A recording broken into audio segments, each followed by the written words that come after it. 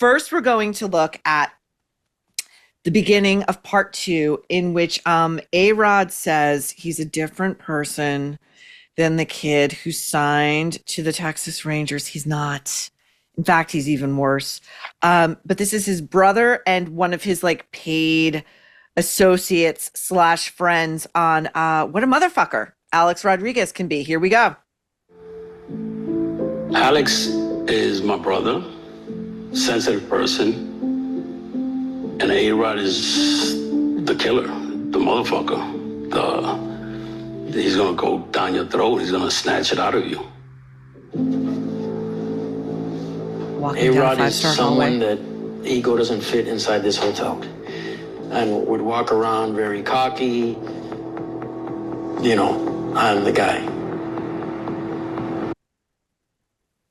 That shot at the end of that statement, I'm the guy, and he's like in the back of an SUV wearing his mirrored sunglasses and pouting. It's just peak A-Rod. Okay, so what do you make of that table setting for part 2?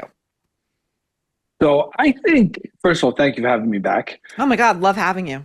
So I think A-Rod's always been A-Rod, right back into high school. When you look at the level of performance that he's had over the course of his entire life, he's probably never been told no. And that includes from high school coaches who knew they'd be fired if he was upset with them in any way. So he probably became this persona at such a young age. He knows nothing else. This is just who he is. And I don't, for some of the message that was delivered through this, or the attempt at appearing somewhat apologetic and more like a human being, I don't buy any of it. I think the guy is just an arrogant piece of shit. He's an arrogant prick. Will never, ever change. It's just who he is. The one thing I would have liked to have walked away for at least through episode 2, own it a little bit. Don't try to lie to us. Don't try to tell us you're not this guy. These were just bad choices you made. Plenty of other athletes out there who have made mistakes and owned it and live with it and are still celebrated. Mike Tyson for being one of them. I mean, Mike Tyson's a convicted rapist. Yeah. So there's a slew of them. I mean, even you go to Kobe Bryant too, right? Another person who was credibly accused of rape. I believe he paid that accuser off, right? That's how that went down. I think definitely something wrong happened in that hotel. And that one really conflicts me, but I think looking back at him now, I think Kobe kind of changed who he was, because you would see him telling people, be better than me. Yes, remember we talked about when Naomi Osaka started lighting up the tennis courts and she won that match against Serena Williams. And I sent you this profile of her, and she talked about getting a call from Kobe Bryant, and he wanted to meet her, and he wanted to have one of those like face-to-face meetings like an elder statesman will have with a young up-and-comer and say, listen, here's how the game works. Here are all the pitfalls. And he said to her, do better than I did. And I remember talking to you about that, and you took that to mean I was guilty of that. I did that. I committed that rape. That's my belief on it. And I'm not one that generally believes people can change. And I think A-Rod is just, he solidifies that in me. But, there always is the one-off. And, for me, I would like to think Kobe did. I mean, he, died a horrible death. But A-Rod, I think this is just a movie script being written to try to get him into the Hall of Fame. This is a total Hall of Fame play. And you and I are going to get into the real shit that these documentarians, how dare you call yourself a documentarian? This is a hagiography. Like, A-Rod agreed to go along with as little as he possibly had to in order to like get to the hurdle of like, just let me in the Hall of Fame. Okay. Because the only thing this guy cares about, the only thing he cares about is baseball. And now we're going to get to, the interview he did with Esquire magazine. The headline was, A-Rod is underpaid. I mean, at the time, he was like the highest paid guy in all of professional sports, not just baseball, all of American professional sports. He does this interview with Esquire, in which I'm going to read the quotes that they just show on screen. And by the way, here's another little thing that is well known in broadcasting, but not so much in the public bloodstream. The reason why, when you are watching a show or a movie or a doc, and they show a letter or a text message, and a character reads that out loud, it's because more of the population than you would know is illiterate. So it has to be read out loud so everyone can understand it. But in this documentary, they simply show the offending quotes in question regarding one Derek Jeter, beloved by the city of New York. And A-Rod attempts to just bat them away, and he uses the coward's way out, which I'm going to get to on the other side of this. Here we go. Many question whether the two are friends or rivals. Some unflattering remarks A-Rod made about Jeter in a magazine article 3 years ago still fuel the fire. Jeter's been blessed with great talent around him. I thought it was actually pretty vanilla. I complimented the whole team, and they took that and ran with it. That put a strain to our relationship for years. I sometimes think if that story never came out, it might have been like a fairy tale. I mean, those two were best buds. That's Michael Kay, the legendary Yankees commentator who Alex says he listened to after every game. Okay, here are the quotes. Here are 3 quotes from that Esquire piece that Alex Rodriguez said. Jeter's been blessed with great talent around him. He's never had to lead. He can just go and play and have fun. You never say, don't let Derek beat you. He's never your concern. Now, Alex does what like cowards like him do. First of all, don't believe everything you read. You know, the media really took that and ran that. You know what, you fucking asshole? You said it. And I hate when they do that because it makes people think that they should question what journalists and institutions like an Esquire or a New York Times or any publication has to do, which is vet a story through layers of legal before it ever sees print. And if he never said it, he would have said, I never fucking said it, but he knows it's on tape, so he can't say that. Instead, he blames the media. Bill. There is no way you could take any of that out of context. I mean, he said what he said. He knew then that Jeter was going to go down as having the better career than him. And I think that probably fueled a lot of the steroid use, just with this obsession of being the best, right? Always being number one. And he was a Hall of Fame talent from his 4th or 5th year. Like, the only reason he's not in the Hall of Fame is because he's an asshole. It's not because he wasn't talented enough. 100%. It's not because of the steroids. It's just because people don't like him. Now, one thing I will tell you, Michael Kay has a radio show that I used to listen to for a while too. And I have a feeling the only reason Michael Kay is in this documentary is because there was a period of time where A-Rod would not talk to Michael Kay. Really? Because Michael Kay just told the honest truth about and spoke honestly about him on his radio show about the steroid allegations and everything else. But Michael Kay always would remind the public that quietly A-Rod was the only Yankee that acknowledged his mother's death. He had sent flowers. Really? It was to the funeral home. So I got a feeling that's going to sneak its way in here some way, just to show that A-Rod he's a really human. is that he's that good guy. And I don't think that act of sending flowers to Michael Kay's mother's wake, I don't think that was anything more than a very well organized and strategically placed move with the media that he would know at some point he would need it. Because the media got word that he sent flowers, correct?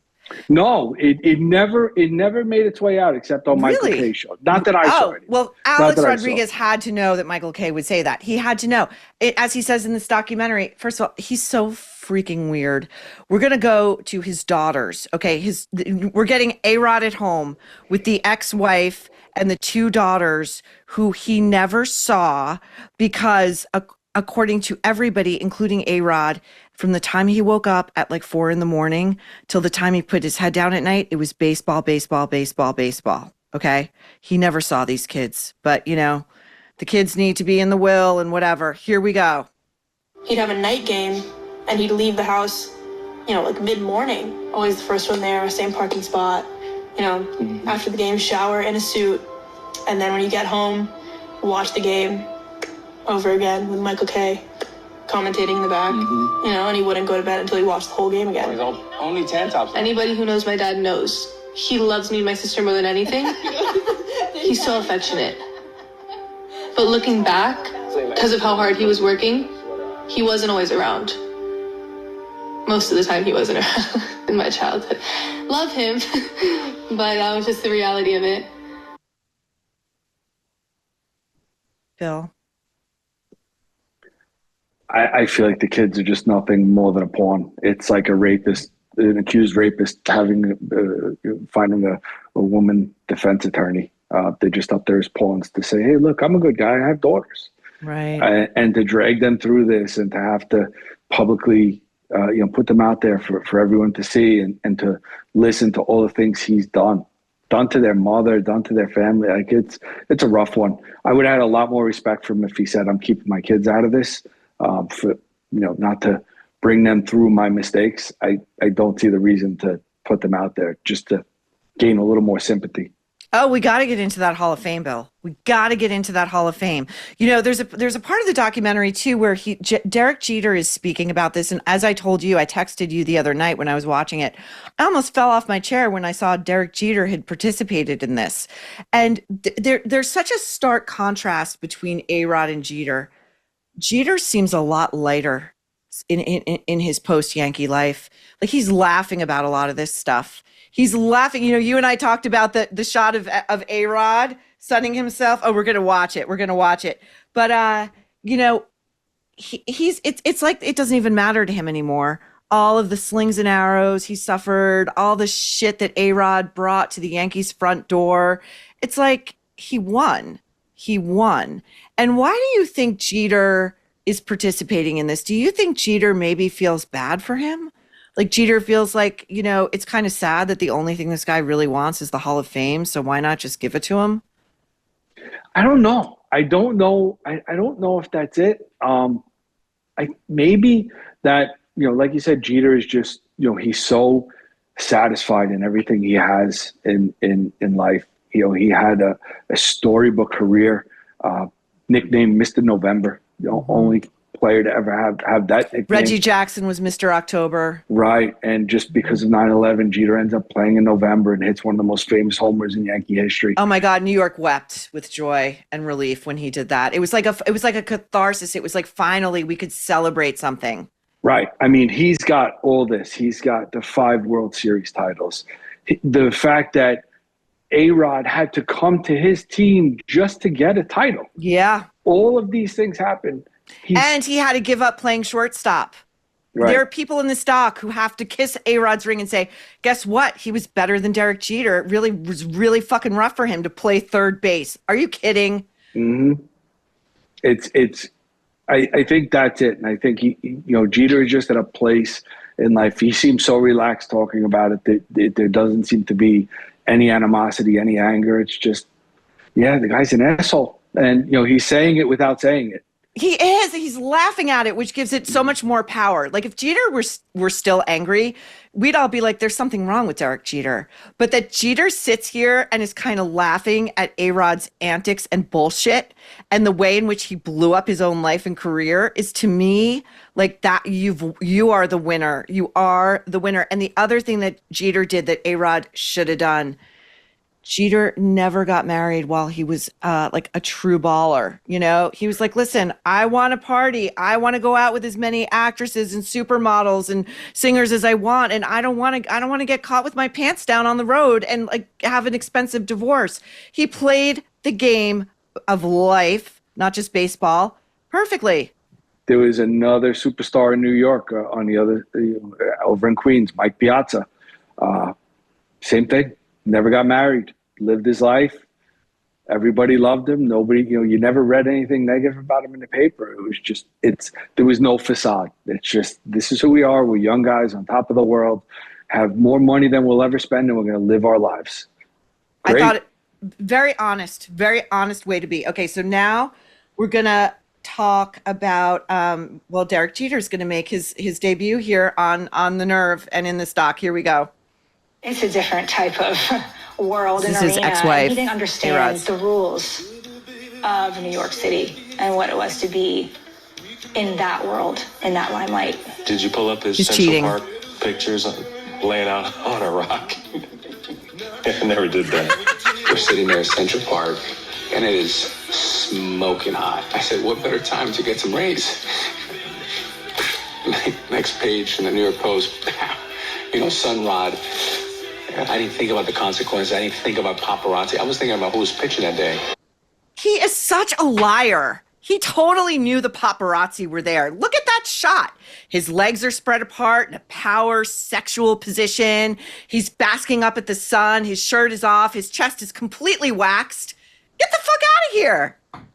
And Jeter's laugh as he's talking about it is every single guy in that clubhouse or any locker room in any sport just laughing at him for that. Like, everybody knows that's just a bad look, or just a pathetic look. Just screaming, please pay some attention to me.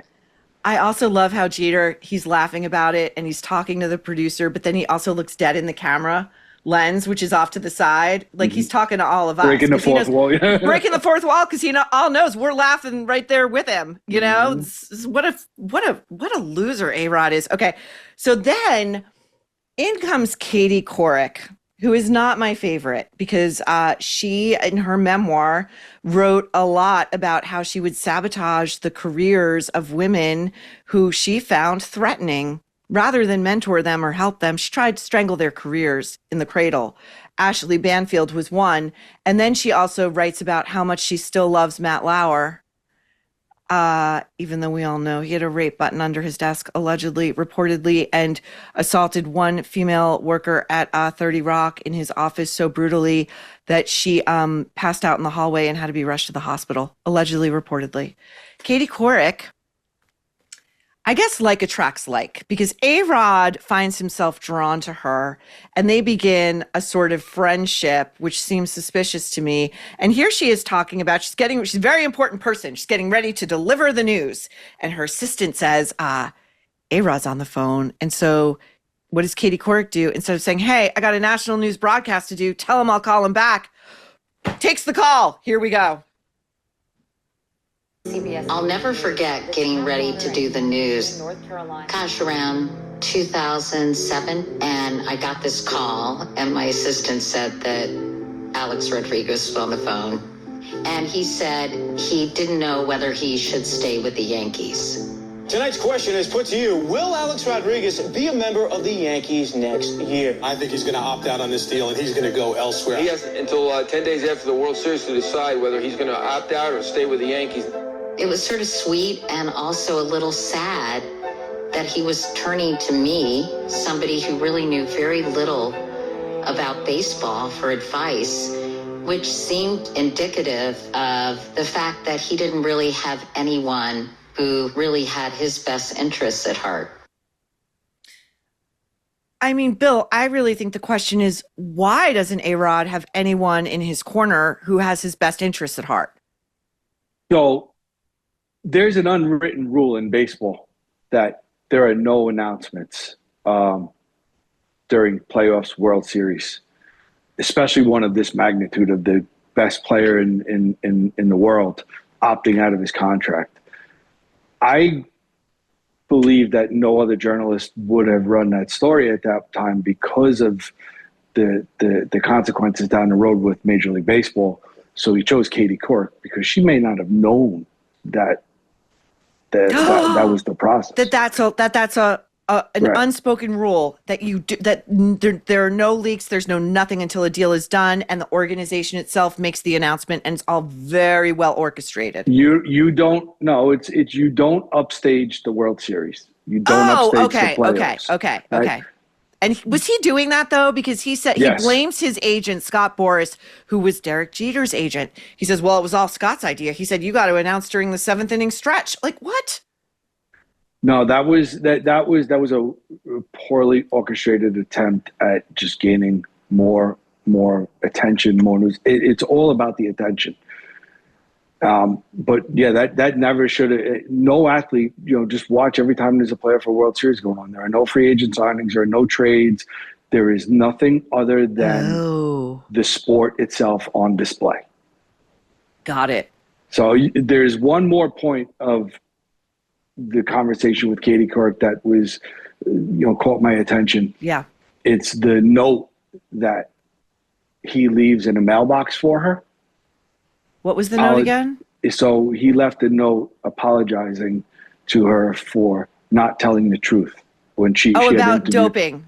Yes. She interviewed him for like 60 minutes. She was at CBS for a time, and she flamed out spectacularly. But this really bothered me too, because she's sitting there conducting an interview with him like they've never met before. And she owed it to that audience to say, we have a friendly relationship. So in that story though, where he apologizes to her for not telling the truth, it's just, to me, it's just a symptom of this entire story and how it's being told.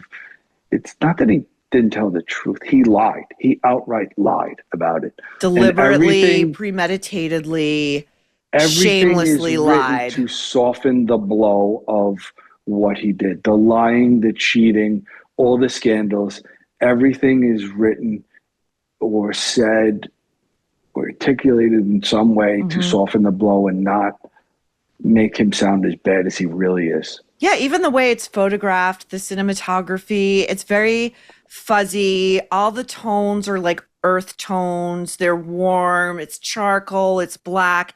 It's meant to convey seriousness and legitimacy. And it's all bullshit. We're gonna wrap part 2 of this with Alex talking about how he wasn't the best husband. His ex-wife saying, oh, Alex didn't understand what it was like to enter the fishbowl that is New York City. That is such bullshit.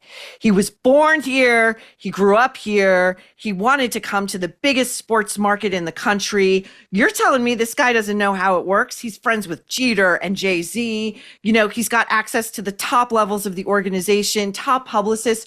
Oh, poor little Alex. He didn't know that the tabloids. It's the same thing with I was on the Rock in Central Park and had no idea I was being shot. Lie. So here is Alex talking about how he wasn't the best husband and he could have done better.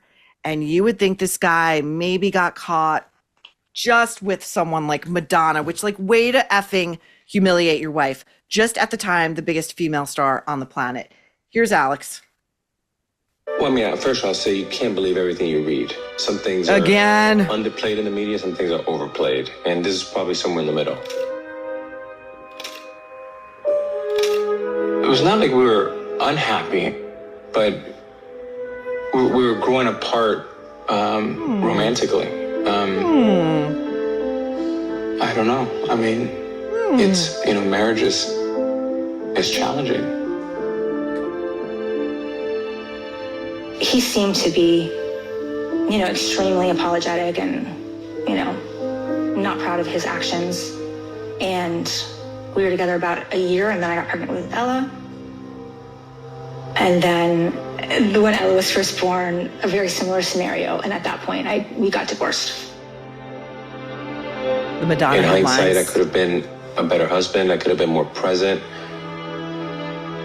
I could have been more loyal. I could have been more sympathetic, empathetic, all of it, you name it. What we're not hearing there, Bill, is our 2 words, I'm sorry. And they showed a clip of Alex having to admit to the media that he had been lying about taking PEDs, steroids this whole time. And he strings a bunch of words together and he gets up to the part where you say, I'm sorry. It's like the most pregnant pause and you're waiting for it. And his lips are sealed shut. And he leans back in his chair because he can't fucking do it. He cannot bring himself to say, I'm sorry. And this is how I know he's a malignant narcissist, because he can't say, I'm sorry. Yeah, to that point in the speech where he said, and to my teammates, and then he's stuck, right? The emotion is supposedly overcoming him. And it's the same thing as that in that last clip you just showed, where at one point he's talking about all the mistakes and the problems in his marriage. And then he turns his head and he kind of just looks off a little bit. And it reminds me of those LinkedIn picture profiles where you see these corporate executives looking off into the beyond because they're visionaries and they could see so much more than the rest of us can, right? And that's kind of how I feel like this is with A-Rod. Like he's he's so in touch with it now. Like, let me look a little beyond this camera and show you what a really changed person I am. You're so right about that. I never even put that together, that like the looking off into the distance is like meant to connote like I'm a visionary, and you're totally right. The key to losing weight and keeping it off isn't about cutting carbs, avoiding fat, or loading up on probiotic rich foods such as yogurt. Achieving a healthy weight, boosting your energy, and living a vibrant life comes down to flipping a switch in your body that helps flush out unnecessary calories. And Dr. Stephen Gundry calls this the caloric bypass. By activating this mechanism, he's seen thousands of people, many over the age of 50, dramatically improve their health.